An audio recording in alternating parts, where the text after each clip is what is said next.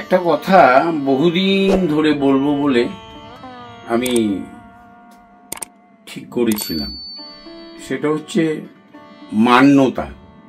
আমরা সবাইকেই মান্যতা দিয়ে দিই।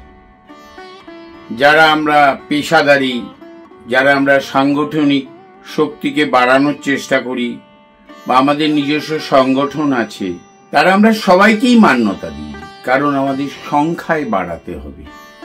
আমার একটা কথা হচ্ছিল, মান্যতা কিন্তু জানেন তো, মান্যতা যোগ্যতা না থাকলে দিতে নেই।